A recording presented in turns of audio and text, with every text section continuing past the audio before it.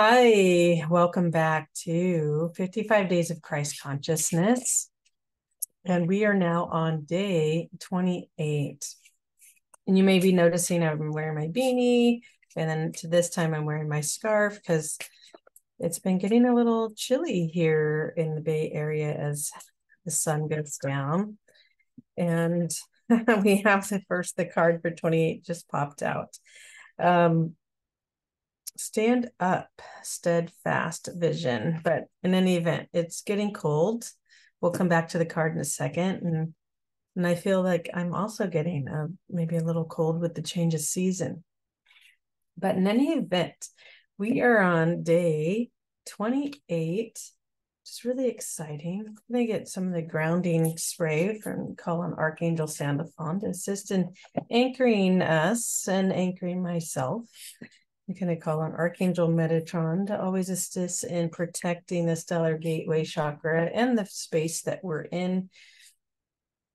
That only divine light comes through in information for our highest good today. And however you'll receive this information. And we're also going to connect to our higher self and that connection. Part of this Christ consciousness is connecting to your I am presence and integrating your I am presence, your Christ consciousness energies into you. And too bad I didn't notice this when I did the recording for day 27. We were talking about our golden robe, or excuse me, the purple robe with gold around it. The resurrection flame is depicted with the gold and purple. But this I am presence spray, created by Amanda Ellis. I studied her Metatron color healing modality, which its primary focus is with the 12 chakra system, or with specific 12 chakra system. Now we have more chakras than that, but we're working, that's the system she created. And this particular spray is attuned and charged with the purpose of connecting to your higher self connection, your I am presence, for awareness and intuition. And so you may hear me speak about that when we are going through the cards, particularly the Magi. I think we talked a little bit more about some of the intuitive things and but connection, prayer and connection was one of the pillar pieces as you're walking through this ascension process and integration of your divine qualities, your Christ qualities within you, and that you're anchoring that into your body, which also ignites it within your body and projects it to the world. And that brings us to today, 28. And but before we go on to day 28, stand up, steadfast vision. Steadfast Vision. And for those of you newly joining us today on this 55-day journey, it's inspired by the Christ Consciousness deck by Amanda Ellis, illustrated by Jane Delaford Taylor. And it's a beautiful book for your self-mastery and to support you anchoring in and igniting and embodying the qualities of the Christ that's within you, those energies that are within you. And how does this also show up organically in your life? What is the human experience that you're walking in and experiencing that assists in drawing out you bringing these qualities to light, and also showing you where perhaps your work and healing needs to be? And this is where I bring in one of many modalities, but Metatron color healing is one of those, to assist in harmonizing the energies running through people and how they're operating, bringing light to, meaning bringing wisdom, bringing the light, shining the light on aspects of themselves that they perhaps have been ignoring, right?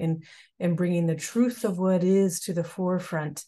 And when that person is ready to see it, and you will walk this journey too in your own unique way, when you're ready to see something of yourself and take a look in that mirror and just be in the truth of it, acknowledge it, and then decide to forgive, show yourself compassion, and move in to a different way of being, you will do so.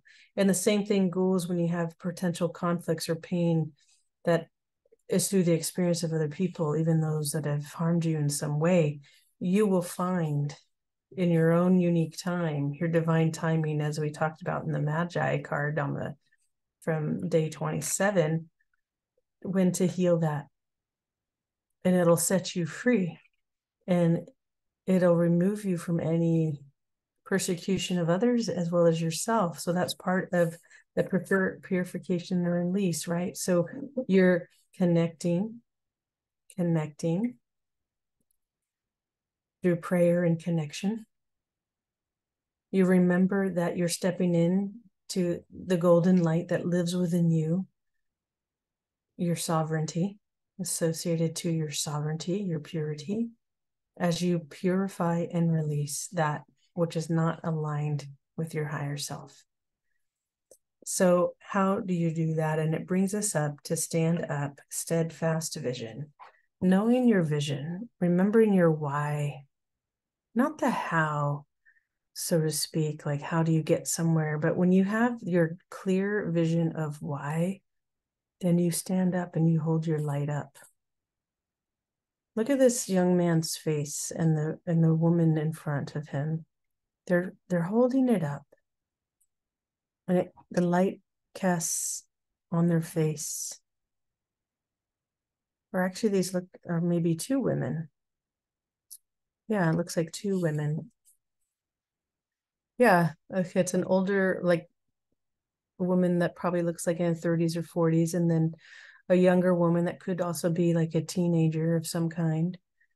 But the age here I'm hearing doesn't matter, because we all can be standing up at any age, right? Even children have a voice to stand up for something. It's whether or not we listen and act in accordance of that, of what is being said.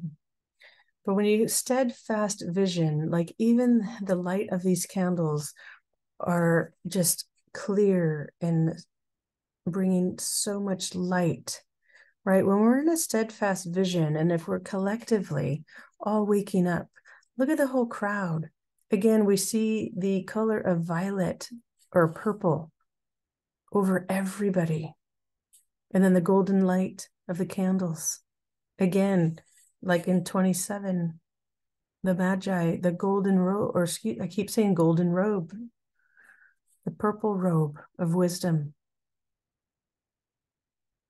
your higher connection, your higher chakras, and the golden light.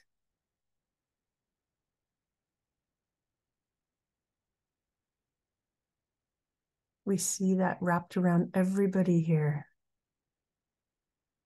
There's a clear vision and inner calling in the direction that you are going to. And you getting there will be unique to you as it is unique to me. But you'll notice all the crowd comes together for that common vision of mankind, I feel, raising the light within you, which will raise the light within the planet. And you continue to foster the reality that you'd like to see the world in.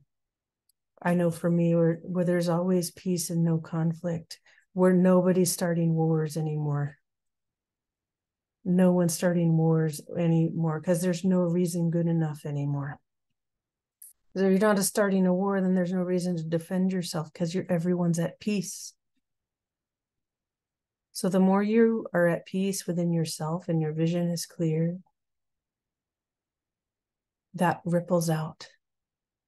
That ripples out. But let's see what the card has to say with the steadfast vision, and what I'm almost even hearing in my mind.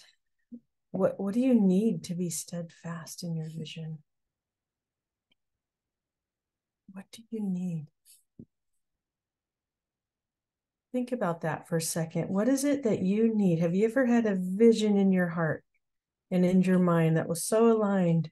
And what did you need to have a steadfast vision to stay your course?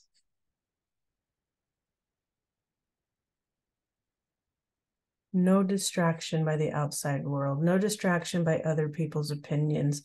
Going to those that can give you guidance that support your vision. And even knowing when to leave something so you can steadfast in your vision. Entrepreneurs do this all the time. They work for a company, or maybe they have partners, and then someone didn't like their idea and they had their vision. And so they took their vision elsewhere and create their own and then become successful in it because they didn't let someone tell them no, because they couldn't see the vision or they were threatened by it. So they said no. So you take your vision and you keep moving forward, and those that align with that will come to you. And as you will go to them, and you'll be sovereign in it. Okay. But let's see what the wisdom of the book channeling has to share with you on the steadfast vision. And just look at the eyes. It's focused. Focused. Even the way the light is being held. It's like almost Statue of Liberty, like there's freedom in it. This is card number 31.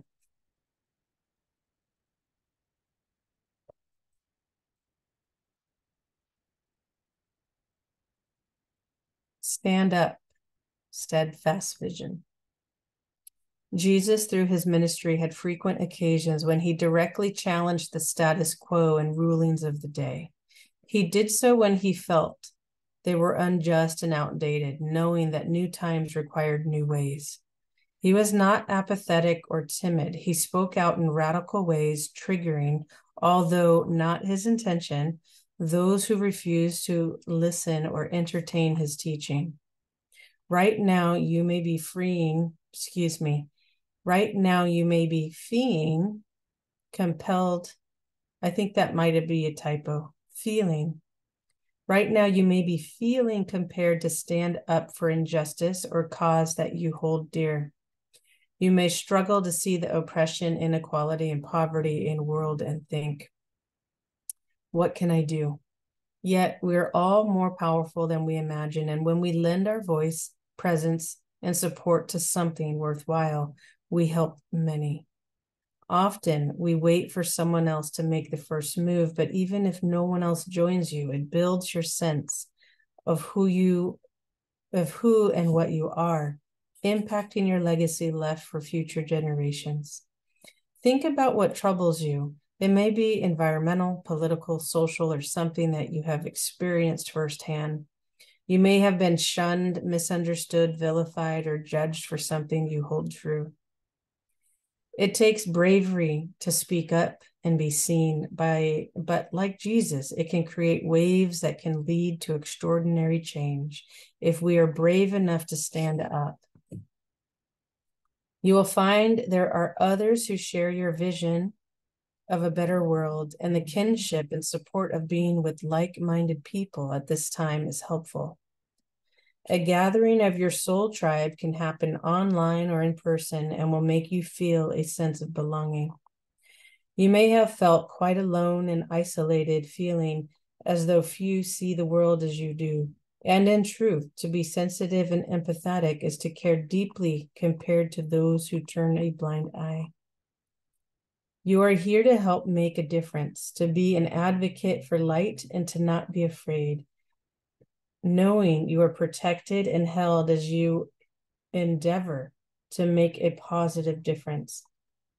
This card is also a nod to unity and coming together around a centralized point.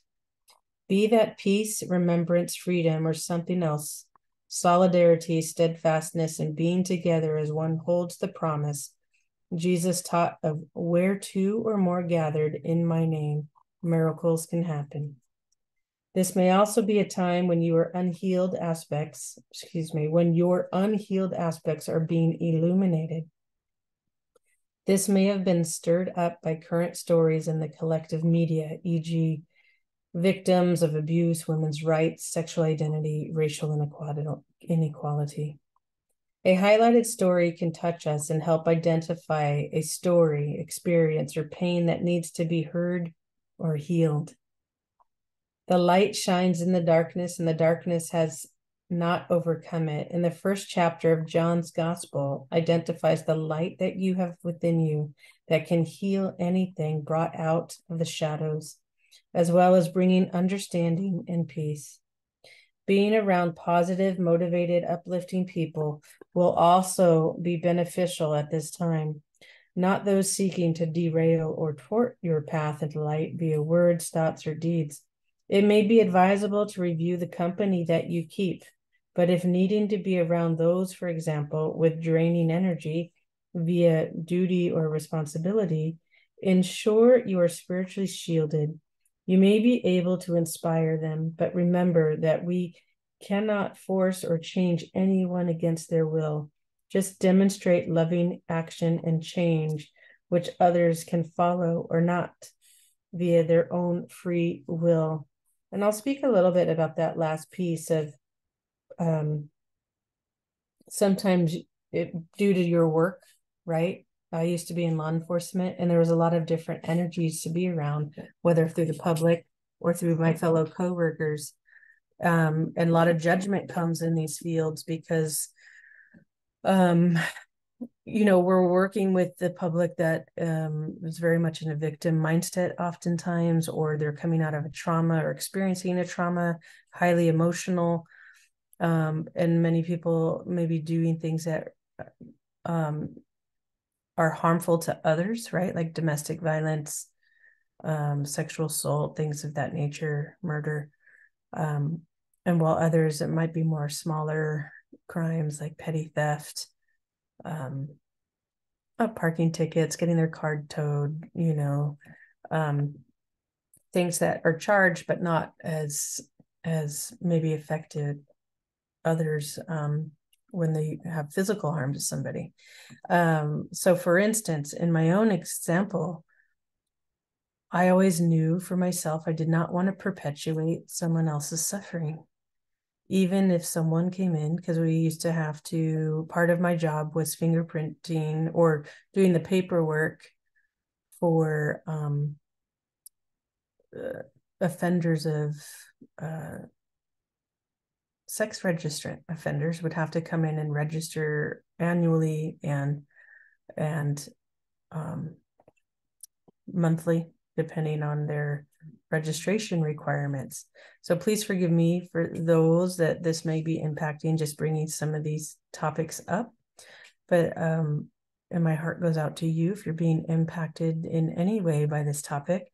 But it's important to recognize that we can still have, and you can still have the ability to show up with compassion and forgiveness, and no longer perpetuate the suffering and ill will toward others, even if they've caused harm to other people. And this can be very challenging for others that are particularly know someone that's been victimized in their or is a victim themselves. Now, for me, it became important to still treat the other person, in this case, the registrant, with respect and do my job professionally and with clear boundaries, right? And while others around me would, under their breath, say, well, they can just wait. And there's a lot of vindictiveness in that choice and anger in the choice. And now I'm not judging the choice. Okay, please do not get me wrong.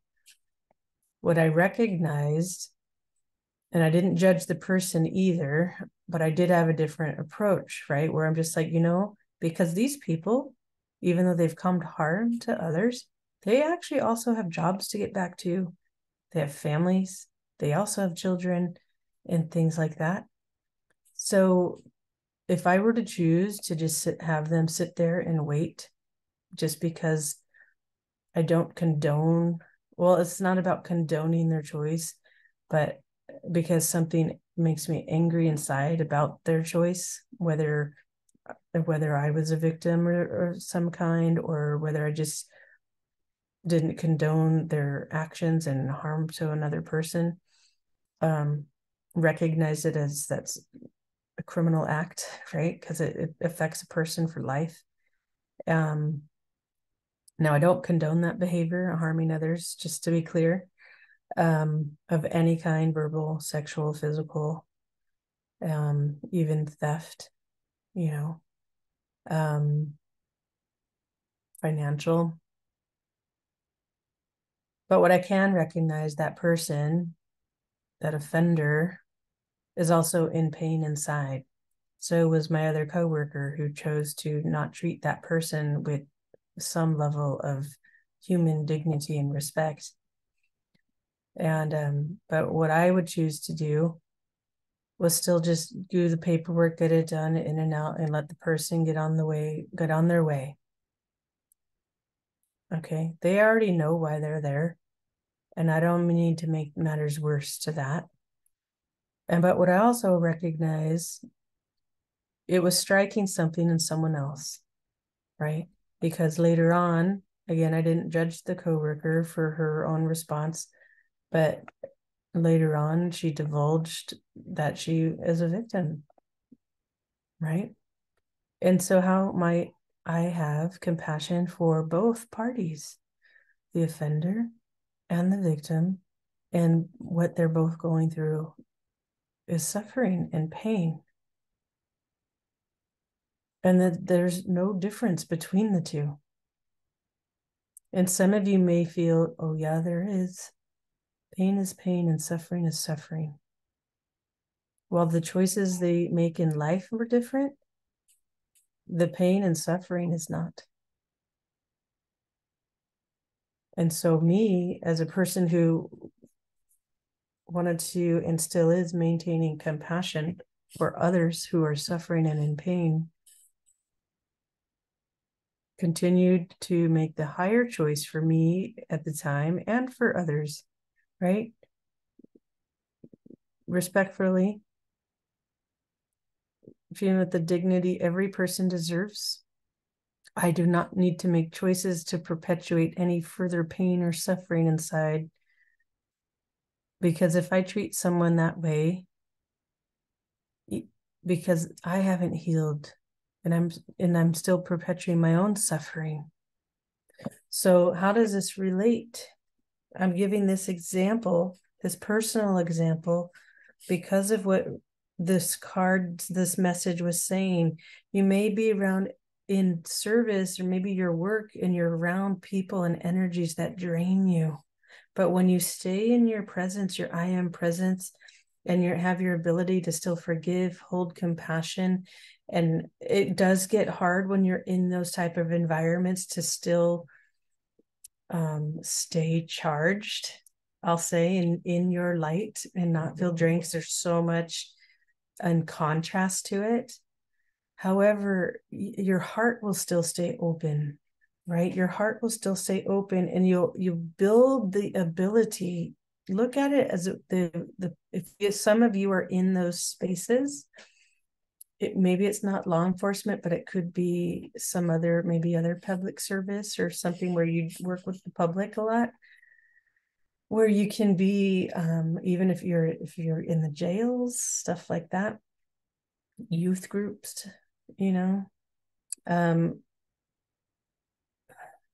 still be the light in the way you lead your life and lead your work and have your choices. You can still be steadfast in your light. You can bring light to situations. So me still treating my coworker with respect and not judging her and recognizing there was something else there. In time, goes back to divine timing a little bit. In time, she divulged information about herself. And that allowed me a deeper understanding of her choice and behavior, which I don't have to agree with or condone, but I can understand it. Right? I can understand it. So I can hold that space from a much higher perspective, my I am presence. Okay, so you do your best in these situations. You're still going to have human experiences until you develop your self-mastery to a point where that is your human experiences, in your self-mastery, in your Christ consciousness. And again, you being your light will inspire others, whether you know it or not.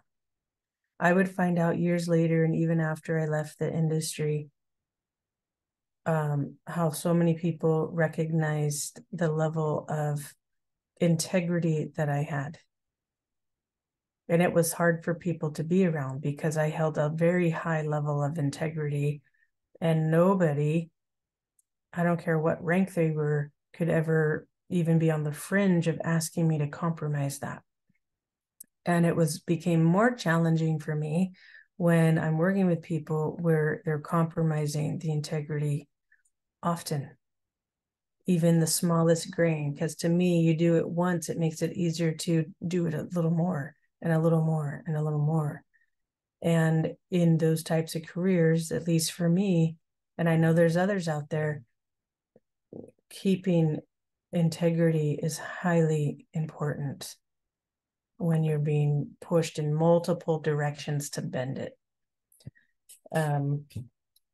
So it's that responsibility via duty, right, that I was in, and then surrounded by contrasting energies from really internally and externally.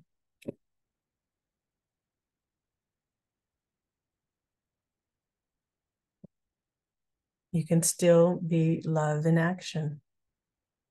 You can still be compassion and forgiveness.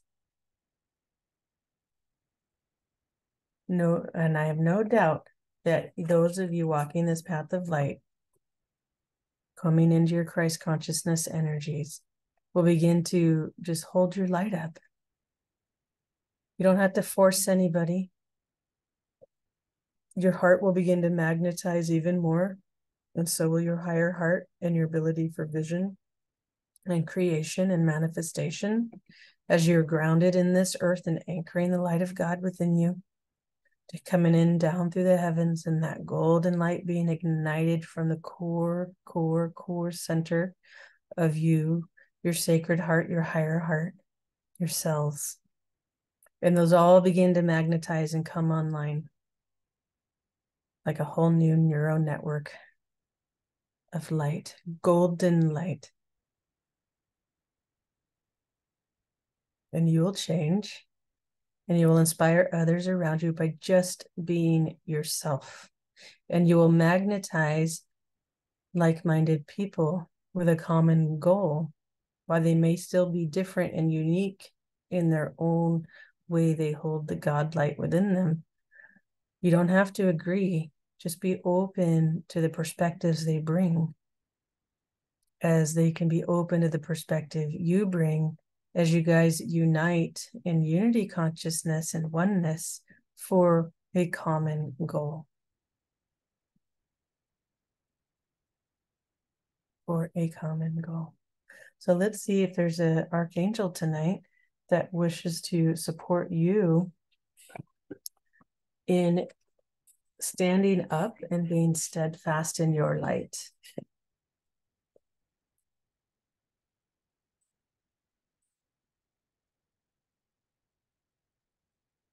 Actually, we'll be pulling from the Ascension deck today. And this is by Diana Cooper. Accelerate Your Journey, the Ascension Cards. I've pulled from this from time to time. And we'll just ask for one card from this deck to support you standing up in a steadfast vision. One card, please, from this deck. Oh.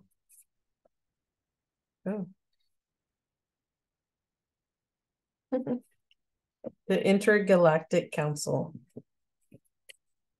That's quite a group to support you. The Intergalactic Council of 12 great masters makes decisions for the highest good of this universe.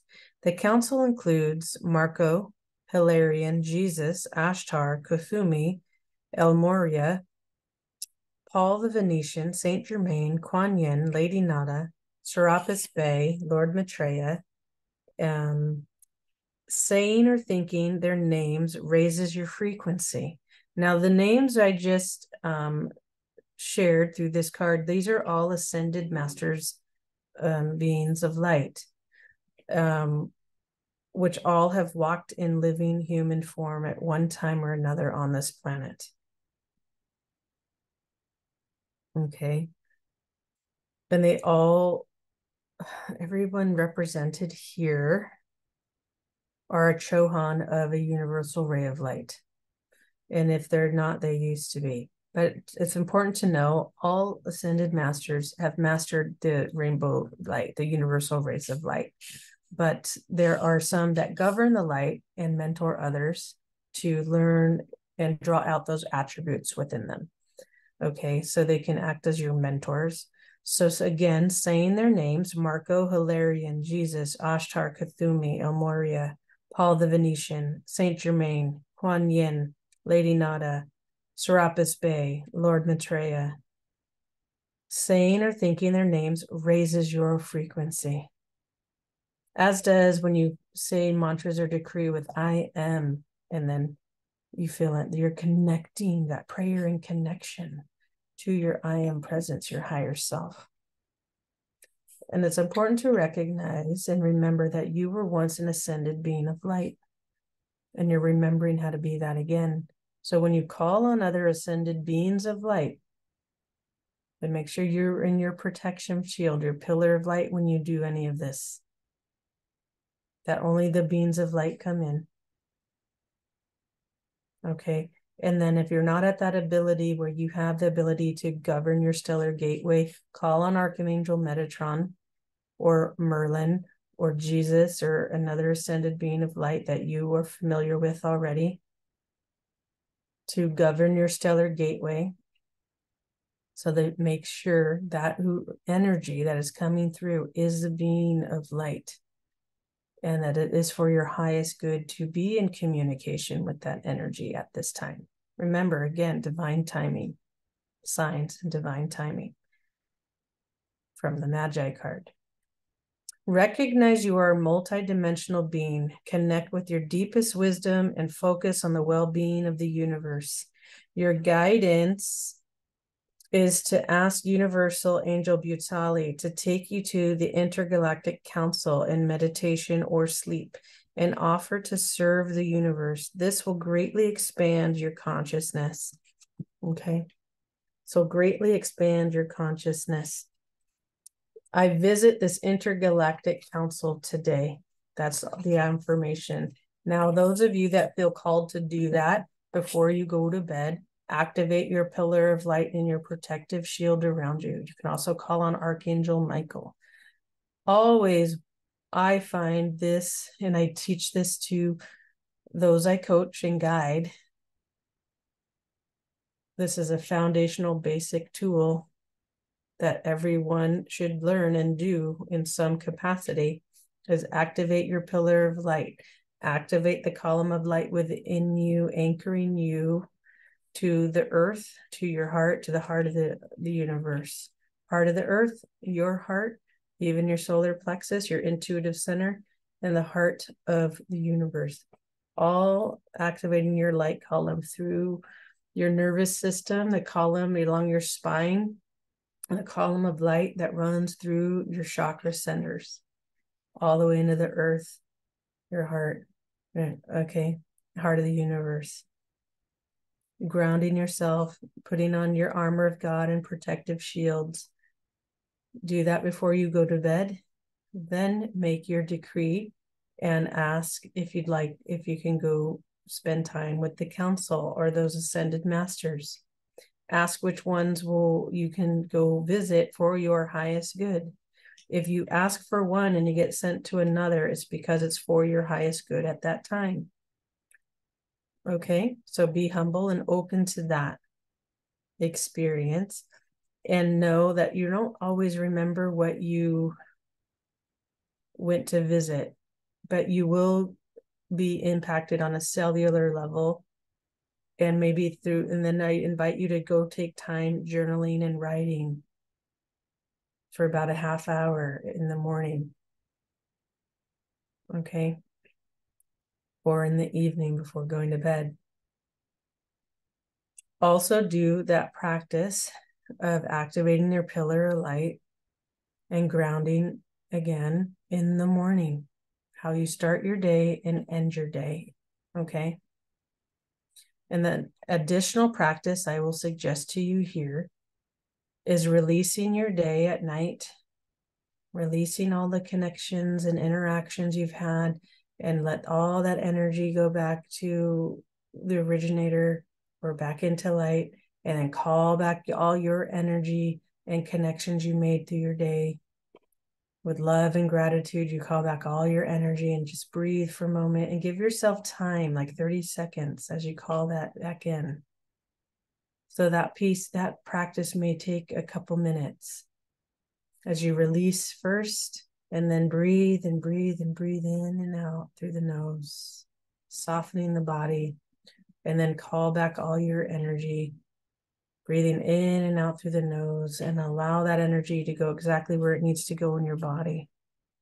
This is all things to prepare your body, to prepare your soul to receive information and protect you from outer energy that is no longer serve your highest good. This also will allow you to discern your own energy as well as others, so you can continue to be steadfast in your light and connect for higher guidance for your highest good. Now, remember, this doesn't mean you're giving your power over to any of these ascended masters. Think of it as a mentorship. Okay. Like if you're going to study with someone who has a master's degree and you're studying for your master's degree, and maybe you're studying with someone that's already done it, or getting their PhD or whatever, they have a little bit more experience than you. So they're going to guide you through it. So it can be drawn out within you because these aspects are already within you. So you can maintain your light, and they will assist you with the universal rays of light which exist within you. It kind of makes sense why I'm wearing this scarf now, because it has all the colors. So take some time to connect, be in your sovereignty, your personal power, as you purify and release, and stay steadfast in your vision and being in the light. That's all I have for you tonight.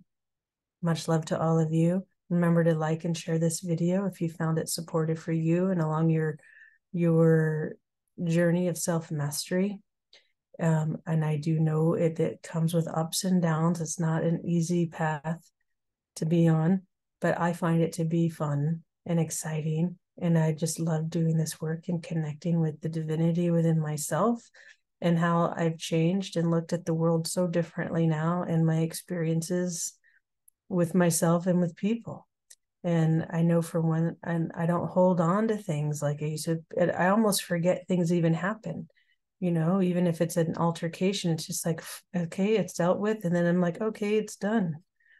Right? Like, not stuffing it away, just that the ability to resolve it quicker energetically and with peace and with gratitude. I can't speak for other people on the other end of it, but I know for me, it doesn't stay in my cells. It's not weighing down on me. And then I can recognize easier if something is discordant. I'm not so muddied up anymore. Still work to be done, but in any event, I leave you here. Have a beautiful day, and until next time. I'm Gina, Soul Inspired Reflections. Much love to all of you.